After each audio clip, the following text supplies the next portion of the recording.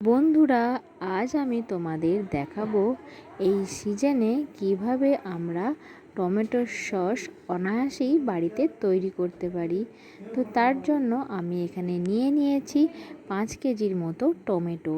তারপর দেখো, টমেটোগুলো আমি পরিষ্কার করার জন্য একটা বড় জায়গার মধ্যে অনেকটা পরিমাণ জল নিয়ে ভালো করে টমেটোগুলো ধুয়ে নিচ্ছি।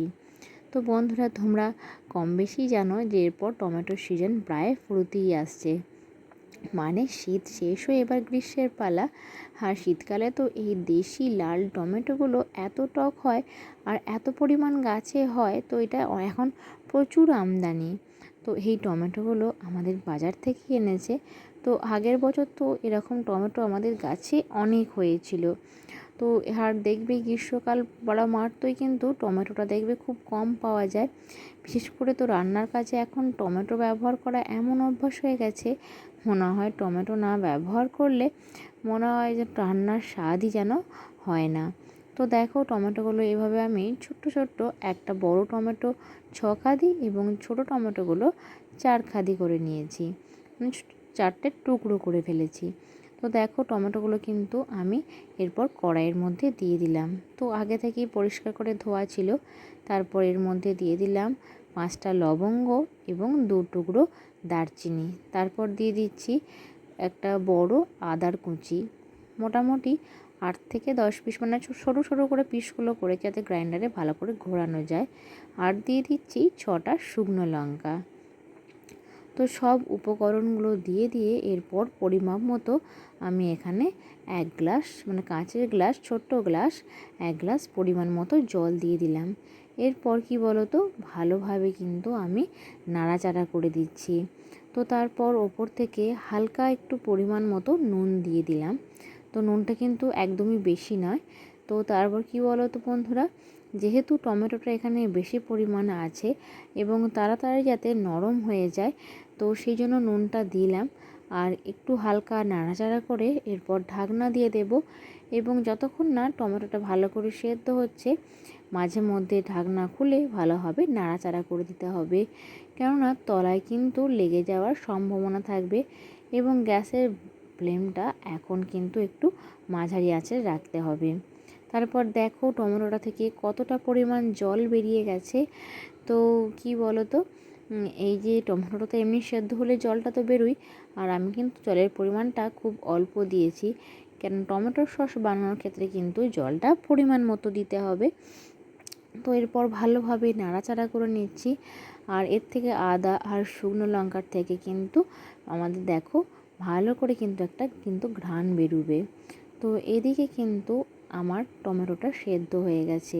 তো একটা কথা তোমাদের বলে দিই বন্ধুরা, তোমরা কিন্তু অনেকেই বাড়িতে টমেটো সস তৈরি করার সময় কিন্তু রসুন কুচি এবং পেঁয়াজ কুচির ব্যবহার করতে পারো। তো আমি যেহেতু এই সসটা একদম নিরামিষ বানাচ্ছি, তো সেই জন্য ওই দুটো আমি দিইনি। তো তারপর ভালো করে ঠান্ডা করার পর, অবশ্যই গরম অবস্থায় নয়, তো ভালো করে কিন্তু প্রথমে আমি ঠান্ডা করে নিয়েছি। তারপর আমি মিক্সার গ্রাইন্ডারে গ্রাইন্ড করে নিয়েছি দেখো। এরপর একটা ছাঁকনির সাহায্যে একটা চামচ দিয়ে ভালো করে কিন্তু পিউরিটা বার করে নিয়েছি। আর হয়তো যেটা খোলা বা যেগুলো বীজ থাকবে সেগুলো তাহলে ছাঁকনিতে আটকে যাবে এবং ফ্রেশ পিউরিটা নিচেতে জমা হয়ে যাবে। তো এইভাবে কিন্তু তোমরা একটা, কি বলো তো, যাদের বাড়িতে হয়তো ছাঁকনি থাকলো না, অনেকের বাড়িতে দেখবে নেট জাতীয় জিনিস থাকে, তো এই নেটের মধ্যে ভরেও কিন্তু তোমরা এই পিউরিটা বার করতে পারো, তাহলে কিন্তু আরও তাড়াতাড়ি হয়। তো আমি এটা একটা বড় ছাঁকনি নিয়েছি এবং ভালো করে পিউরিটা বেশ ঘষে ঘষে বার করে নিচ্ছি, এবং বাদ বাকি যে অংশটা উপরের দিকে থাকবে সেটাকে আমরা ফেলে দেব। তো এভাবে কিন্তু পুরো টমেটোটা থেকে আমি দেখো পিউরিটা বার করে নিয়েছি, এবং কতটা পরিমাণ পিউরি বেরিয়েছে সেটা তোমরা দেখতেই পাচ্ছ। তো এই 5 কেজির মতো টমেটো থেকে কিন্তু মোটামুটি আমার এক পাত্রে দেখো কাছাকাছি পিউরিটা বেরিয়েছে। তো এরপর সব পিউরিটা বার করে নিয়ে আমি কড়াইয়ের মধ্যে সবটা ঢেলে দিলাম। আর এরপরই শুরু হবে আসল সস বানানো। তো প্রথমে পিউরিটা বার করে আমি দেখো কড়াইয়ের মধ্যে যেহেতু দিয়ে দিয়েছি, আর কিন্তু অবশ্যই গ্যাসের ফ্লেমটা হালকায় রাখবে, কেন এটা বেশি আঁচে রান্না করার একদমই চলবে না, তাহলে কিন্তু তলায় লেগে যাওয়ার সম্ভাবনা থাকলে ধরা ধরা গন্ধ ছাড়তে পারে।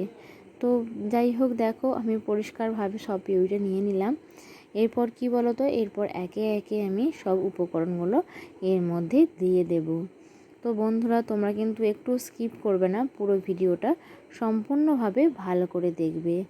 তো আমি প্রথমে এর মধ্যে দিয়ে দেব ওই 1 কাপ পরিমাণ চিনি। তো এই সসটা বানানোর জন্য কিন্তু সব উপকরণ পরিমাপ মতো দিতে হবে। তো তারপর আমি দিয়ে দিয়েছি এখানে 4 কাপ পরিমাণ 4 চামচ পরিমাণ কর্নফ্লাওয়ার, আর এই যে 4 চামচ ভিনিগার। তো সব উপকরণ ভালোভাবে দিয়ে আমি কিন্তু এরপর মিক্সড করে দেব। আর একটু কালার আসার জন্য আমি এখানে সামান্য পরিমাণ কাশ্মীরি লঙ্কার গুঁড়ো দিয়ে দিচ্ছি।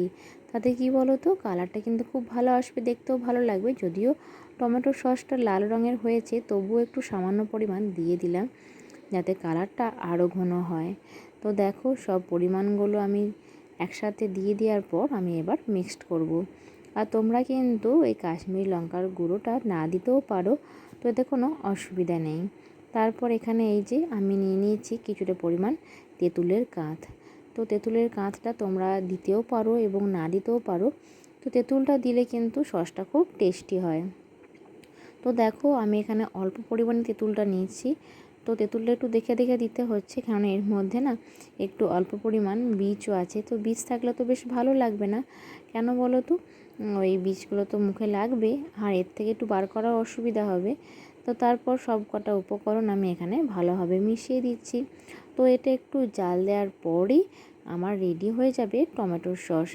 কেননা এর মধ্যে আমি দিয়েছি কর্নফ্লাওয়ার, আর কর্নফ্লাওয়ার দেওয়ার জন্য এর ঘনত্বটা কিন্তু খুব তাড়াতাড়ি চলে আসবে। আমি আমার সকল বন্ধুদের বলবো যে এই সিজন পড়ার আগেই ঠিক এই সময়ে যদি বাড়িতে অ্যাভেলেবেল অনেক টমেটো থাকে, তাহলে কিন্তু তোমরা অনায়াসেই এই টমেটো সসটা বাড়িতে বানিয়ে নিতে পারো। এতে কিন্তু আমার তো মনে হলো যে কোনো বেশি ঝামেলা নেই, এবং কি বলো তো, আর একটা হচ্ছে মেন ব্যাপার কি, এটা আমরা 1 বছর সংরক্ষণ করতে পারবো। তো আমি তো ঠিক করেছি আমি বাড়িতে আরও পরিমাণ সস বানাবো। তো মোটামুটি 2 বয়াম তো বানাবোই, যাতে সারা গ্রীষ্মকালটা টমেটোর অভাব না হয়। তো যতই দেখবি বাজার থেকে টমেটো আনুক, ঠিক এক একটা রান্নায়, আমাদের বাড়িতে তো অনেকটা করেই রান্না হয়, তো 4টে কি 3টে করে টমেটো লাগে। তো তখন কিন্তু সেই টমেটোর অভাবটা এই সস পূরণ করে দেবে। তো তোমাদেরকেও আমি অনুরোধ করব যে তোমরাও কিন্তু বাড়িতে এটা অনায়াসেই বানিয়ে নিও। তো দেখো, এদিকে কিন্তু আমার টমেটো সসটা একদম রেডি হয়ে গেছে।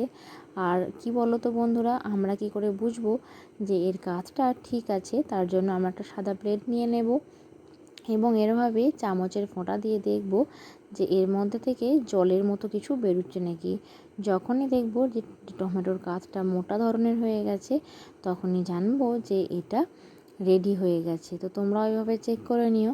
তো এদিকে দেখো, আমার টমেটোর পিউরি একদম রেডি, মানে টমেটোর সস কিন্তু একদম রেডি। আর খেতে জানো তো অসাধারণ হয়েছিল, মানে দারুণ লাগছিল খেতে। তো বাজারের যে কেমিক্যাল দেওয়া সসের থেকেও অনেক ভালো, আর এটা স্বাস্থ্যকরও। তো বাড়িতে বাচ্চা থাকলে যারা যখন হয়তো চাউমিন বা সিঙ্গাড়ার সঙ্গে সসের প্রয়োজন হয়, তখন কিন্তু অবশ্যই তাদের দেয়া যায়, এবং এটা কিন্তু কোনো ক্ষতিকারক উপাদান নেই।